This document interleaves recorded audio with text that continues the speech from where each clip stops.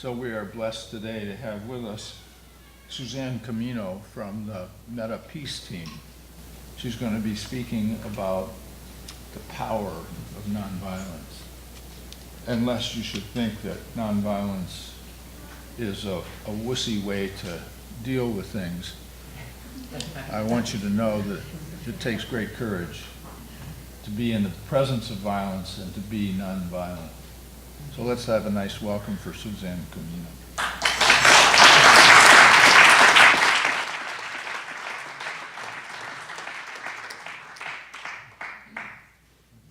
Thank you very much. It's a great blessing for me to be here today and to be part of this beautiful service. And thank you to the singers. Oh my goodness. I hope I'm not broken open too much to give this talk. That was wonderful.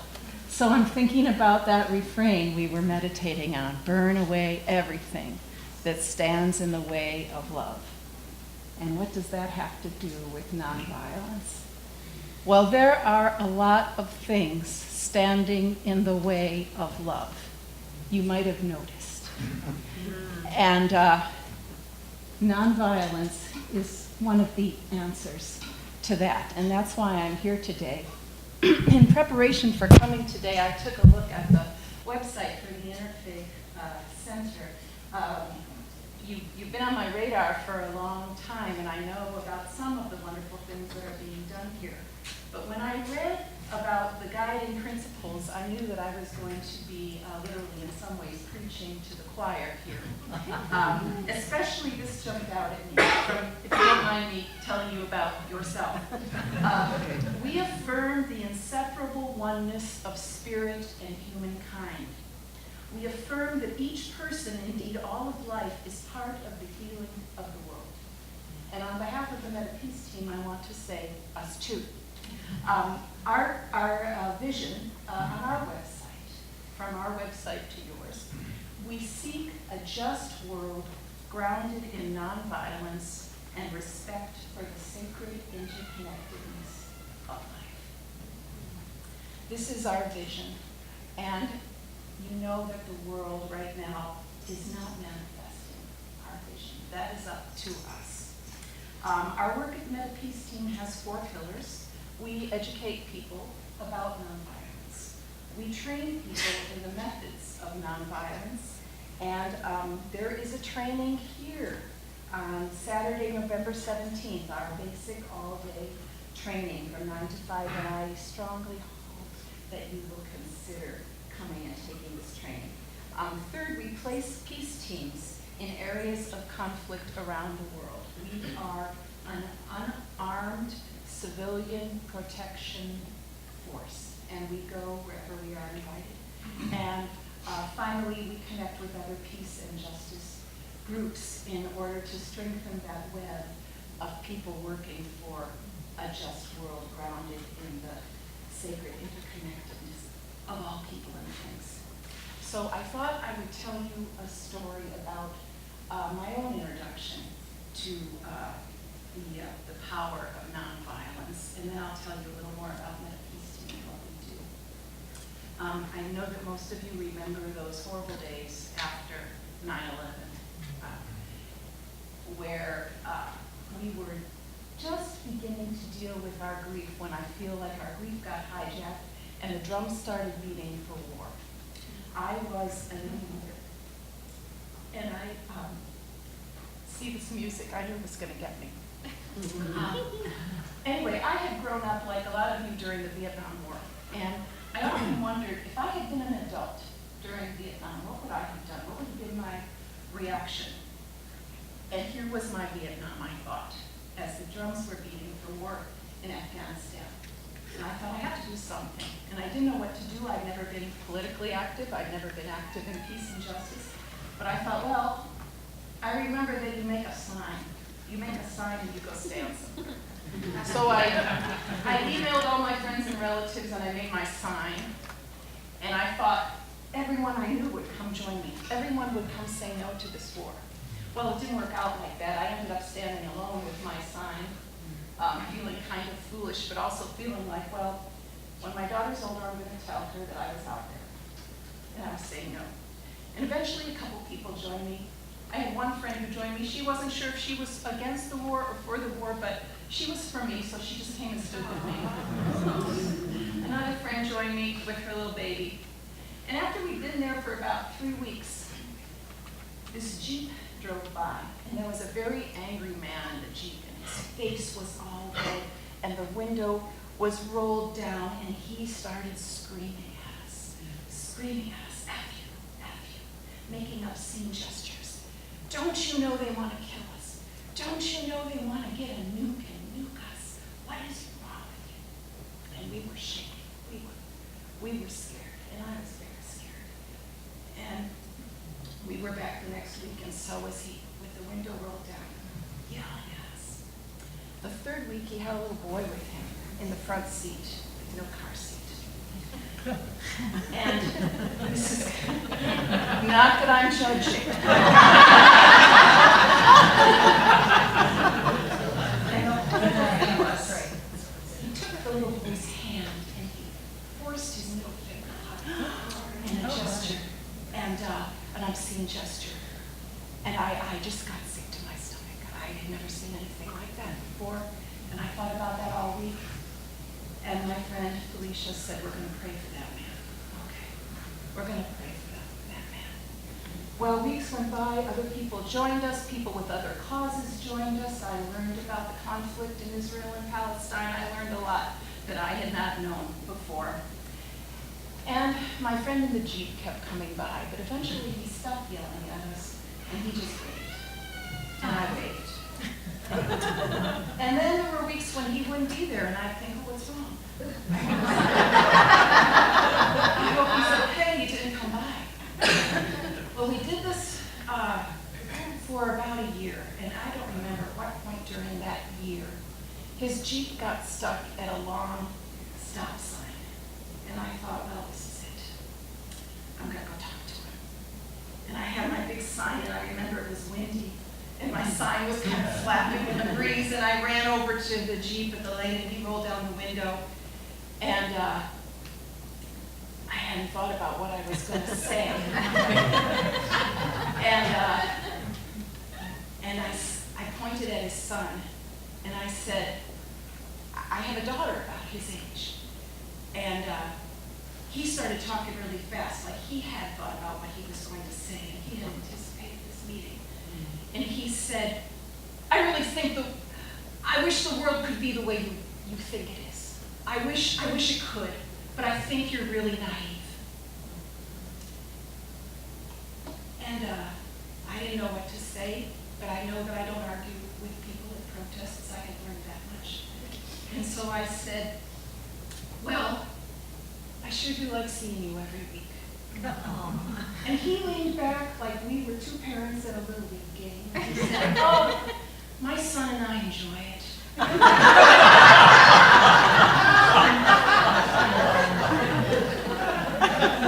And for years I told that story to my friends, like, what the heck? What the heck? But I was meditating on that 20 years later in preparation for this talk. And I thought, it's not so bizarre. Because I had not felt very powerless. I'm very powerful out there with my sign. I felt actually kind of foolish and kind of helpless. I'm not sorry that I did it, but I didn't feel like it was very efficacious. And I don't think he felt very powerful, scaring the heck out of us, screaming at us. But in that moment, where we were willing to recognize the connection that was always there between us, in that moment, that is power. We could feel powerful. Not the kind of power that dominates, but the real power that comes from manifesting that interconnection of all people and all things. I wish I had a nice coda to this story, like if it were a Hollywood movie, we would get married and have a hilarious marriage. Or, I saw him again 20 years later, but nothing like that. I never saw him again, actually. But that was a great gift that he gave to me, the power of nonviolence. And so that's where we begin with nonviolence, is working on our own personal transformation. Working on growing as human beings, recognizing our own prejudices, our own blind spots, and growing in our capacity to see how in our brokenness and our beauty we can heal the world. And everybody has to be a part of healing the world. We all have powerlessness, rage, frustration operating within us, but we become aware of our own internal violence, and we see our own complicity in violence, and we work on those things. And we bring more nonviolence into the world, more nonviolent energy, and social transformation becomes a reality. So as we transform ourselves, then we look outward, and we begin to recognize and confront and dismantle systems of violence. In some churches, people call it structural evil. Martin Luther King called it the giant triplets of racism, militarism, and poverty. There's great suffering in our society and great injustices. And in addition to addressing specific cases involving specific people, we also look at the underlying structures that keep people in poverty or in oppressive situations. So how do we learn to walk with people who are the oppressed among us? Well, I guess this is the part where I tell you about this team and what we do. One of the important things that we believe we do is we create a safe space for people to speak their truths. So like I said, we go where we are invited. We've been to Flint, where people were standing up for their water rights, and Standing Rock, and Detroit, and Israel, Palestine. Like I said, we have 4 pillars. The first is educating people to the power and efficacy of nonviolence. Nonviolence is a philosophy, a spirituality, and a way of life. And Gandhi said that nonviolence is a way of life for courageous people. And I have colleagues, I'm not one of those, but I have colleagues who will stand down tanks, colleagues who stand facing snipers. I have colleagues who say they would rather stand down a tank than ask for money, so we all have different ways of courageous. So I'll give you the spoiler here. Nonviolence works. Even the social scientists are coming out with the statistics to say that nonviolence works. And it works long term, and it works better than violence. If you want to know more about that, come to the training. Our second pillar is teaching people the skills of nonviolence and violence de-escalation. We offer trainings designed to the specific needs of the participants. So for example, in 1996, there was a Ku Klux Klan rally in Ann Arbor, and people got hurt. Protesters and Klan members got hurt, and the city was unprepared. So they called the peace team. And because they knew that the Klan would be back. And for the next 2 years, the peace team trained people to be prepared for that day that the Klan came back to town. And they trained 115 people in nonviolent protection. The Klan came back, the peace team was there, and they were able to prevent a lot of violence, and they were able to escort some Klan members who were getting stoned by protesters to safety. We trained an entire school in Southwest Detroit. We trained every freshman class until the whole school, every student, is trained in nonviolent communication, bystander intervention, and de-escalation. Wouldn't it be cool if we trained you the whole church? So November 9th, 2016, the day after our most recent presidential election, Meta Peace Team's phone was ringing off the hook, and the email box was filling up. Hate crimes had already begun to skyrocket because, as you know, this election has made some people feel empowered to commit violence, to commit acts of hate. And so the good news was, with that groundswell, there was also a groundswell of people asking for training in nonviolence and in the more substantive precepts of nonviolence, compassion, and love. So what does the trainings look like? We do role plays. I'm a piano teacher. I'm all about practice. So the trainings are about practice. One person takes the part of the aggressor, the other person takes the part of the peace team member. And we get a script in our heads. What are we going to say? What are we going to say when someone says these immigrants just want to take all our jobs? What do you say to that person who's so angry and is suffering so much that they're causing suffering to someone else? So we go through that.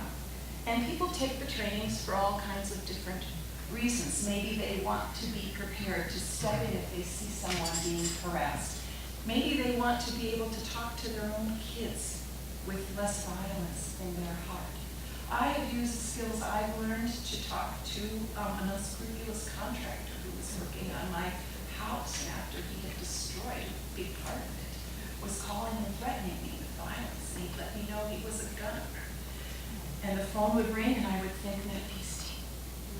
And then I would pick up the phone. And I was prepared. And I was prepared to deal with him as a human being. And I was so grateful. So we practice skills, communication skills. We have an acronym we call CLAR. And if you want to know what that is, come to the training.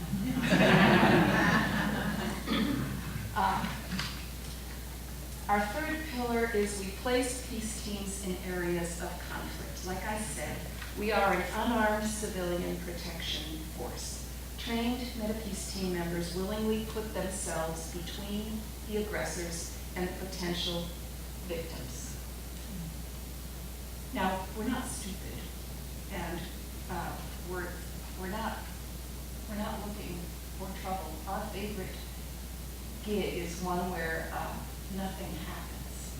But we have found that sometimes just our presence there will reduce violence. We wear what I think are these unflattering yellow vests.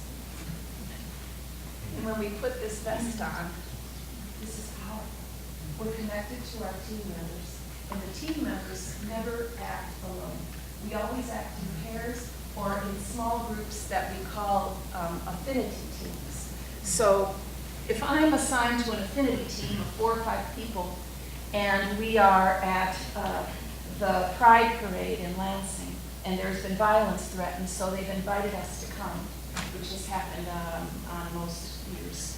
I'm always looking out for trouble while other people are enjoying themselves, I hope, and having a good time. I'm always watching. And I'm also looking for my other team members. If somebody has to go to the bathroom, they tell us so that we know where they are. So we are never acting alone. When the teams go to Israel and Palestine, they make decisions together as a group. And they found that when you are wearing the vest and you are embodying peace, sometimes the aggressors act differently than they would otherwise. There was a story at the Republican National Convention where there was a big protest and there was a lot of violence. There was a young woman, an African-American woman, who was walking, and a policeman on a bicycle kept telling her, "Move to the right, move to the right," and he kept bumping her with the back of his tire over and over. And she said, I heard you, and she was trying to move over, but she was getting very flustered. Peace team member in the yellow vest walked over and looked at the policeman, put his hand out like this. The policeman stopped and rode away, left her alone. And this woman could regain her composure and join the march. At the same march, somebody was driving by in a car yelling obscenities at the marchers.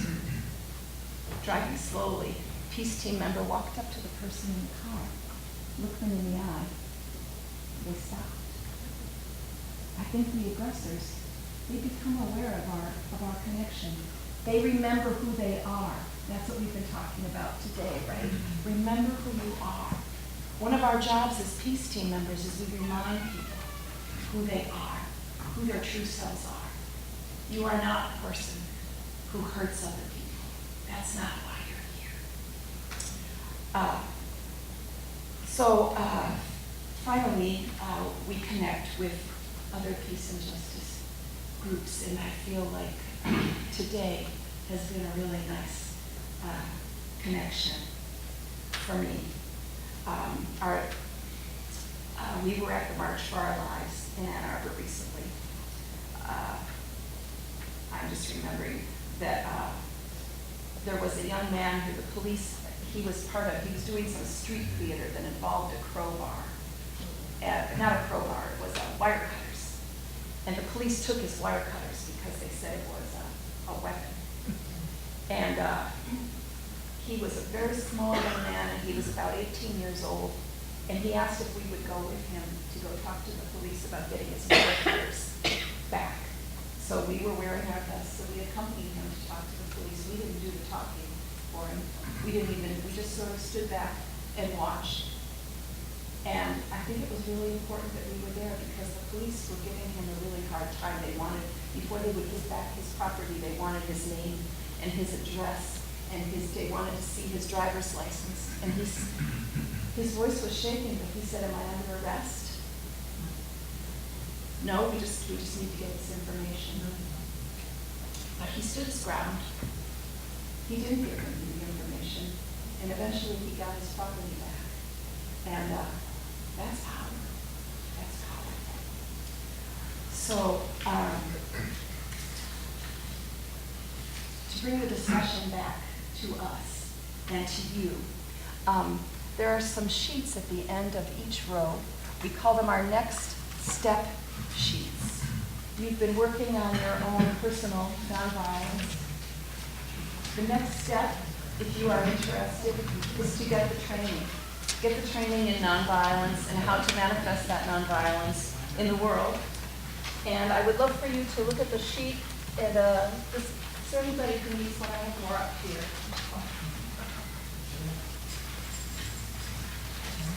If you're interested, there's a lot of ways to get involved with our organization with Meta Peace Team. I have some pencils here too. Oh, they disappeared. Oh, thank you. If anyone needs pencils, some pencils here.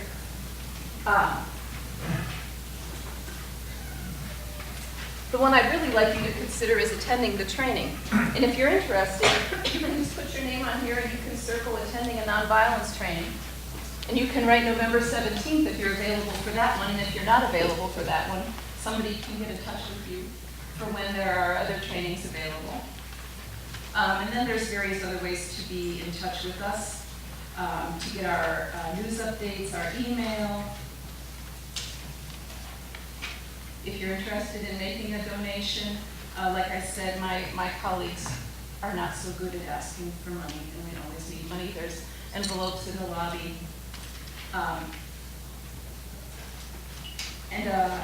You can just hand these to me at the end of the service. And I think that's what I have to share with you today. And I know that there's a period for comments, and if I can answer any questions, I'm happy to. So thank you very much on behalf of the Peace Team.